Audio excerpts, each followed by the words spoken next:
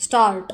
Supreme court में न्यायाधीशों की संख्या 33 से बढ़ाकर 37 करने के लिए केंद्र सरकार ने जिस तरह अध्यादेश जारी किया, उससे यह पता चलता है कि वह शीर्ष कोर्ट में शीघ्र ही न्यायाधीशों की संख्या बढ़ते हुए देखना चाहती है। अब मुख्य न्यायाधीश को मिलाकर सर्वोच्च न्यायालय में कुल न्यायाधीशों की संख्या बढ़कर 38 हो जाएगी।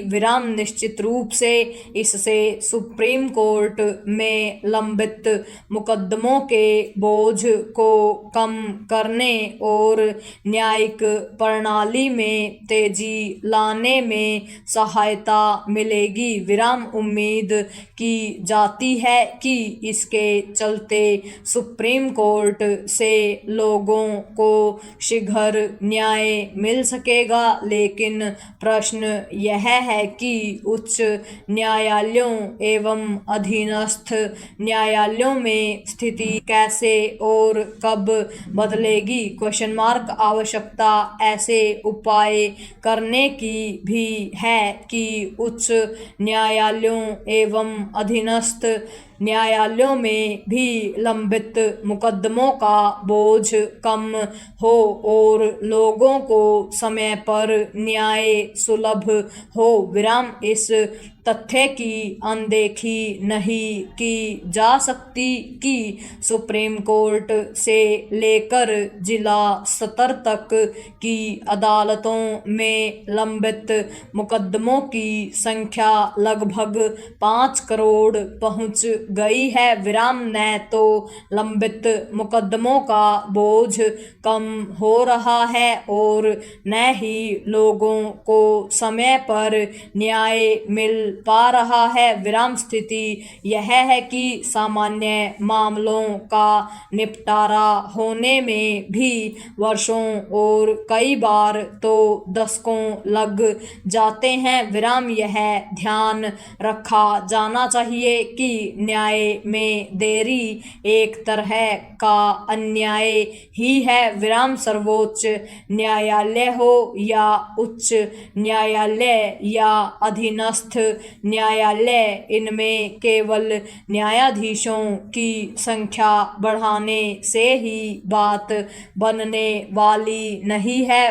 यदि समय पर न्याय देना है तो हर स्तर पर न्यायपालिका को पर्याप्त इंफ्रास्ट्रक्चर से लैस भी करना होगा। न्याय में देरी का एक कारण न्यायाधीशों की कमी ही नहीं बल्कि संसाधनों का अभाव भी है। सर्वोच्च न्यायालय के अतिरिक्त अन्य न्यायालयों में भी न्यायाधीशों की संख्या बढ़ाने पर गंभीरता से विचार इसलिए किया जाना चाहिए क्योंकि अपने देश में प्रति 10 लाख जनसंख्या पर लगभग 22 न्यायाधीश ही कार्यरत हैं।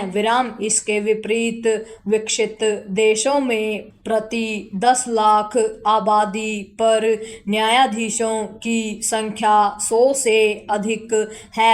दशकों पहले विधि आयोग ने त्वरित न्याय सुनिश्चित करने के लिए प्रति 10 लाख आबादी पर कम से कम 50 न्यायाधीशों की नियुक्ति की आवश्यकता जताई थी। कोई नहीं जानता कि इस आवश्यकता की पूर्ति क्यों नहीं की जा पा रही है?